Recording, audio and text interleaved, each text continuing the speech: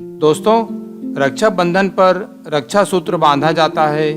रक्षा सूत्र के संबंध में श्री कृष्ण और द्रौपदी की एक कथा प्रचलित है। महाभारत के समय की घटना है। पांडवों के बड़े भाई युधिष्ठिर राजसूय यज्ञ कर रहे थे। यज्ञ में श्री कृष्ण को कौरवों को बुलाया गया था। शिशुपाल भी वहां पहुंचा था। शिशुपाल की माँ रिश्ते में श्री कृष्ण की बुआ थी। शिशुपाल श्री कृष्ण को पसंद नहीं करता था और मौका मिलते ही उन्हें अपमानित करने लगता था। श्री कृष्ण ने अपनी बुआ को वरदान दिया था कि वे शिशुपाल की 100 गलतियां क्षमा करेंगे। इस वरदान की वजह से श्री कृष्ण शिशुपाल की अपमानजनक बातों का जवाब नहीं देते थे। राजसूय यज्ञ में श्री कृष्ण का सम्मान देखकर शिशुपाल गुस्सा हो गया। वह भरी सभा में श्री कृष्ण का अपमान करने लगा।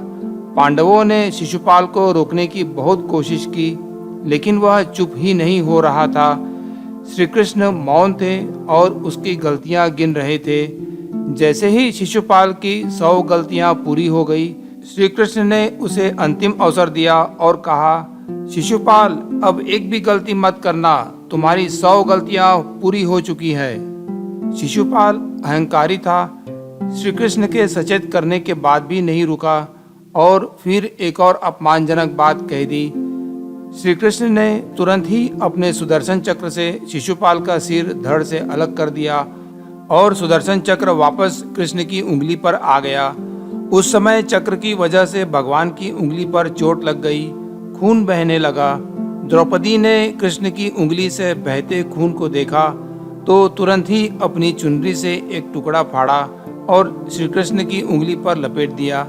उसके बाद श्री कृष्ण ने द्रौपदी को वरदान दिया कि वे समय आने पर इस पट्टी के एक एक धागे का ऋण जरूर उतारेंगे। शिशुपाल वध के कुछ दिनों बाद ही युधिष्ठिर और कौरवों के बीच द्वैत क्रीड़ा खेला गया, जिसमें युधिष्ठिर द्रौपदी को हार गए। दुर्योधन के आदेश पर दुशासन ने भरी सभा में द्रौपदी को ले आया और उसके वस्त्रों को खींचने लगा। उस समय द्रौपदी ने श्री कृष्ण का ध्यान किया और उस समय श्री कृष्ण ने द्रौपदी की लाज बचाई और द्रौपदी के द्वारा बांधी गई पट्टी के एक एक धागे का ऋण उतारा।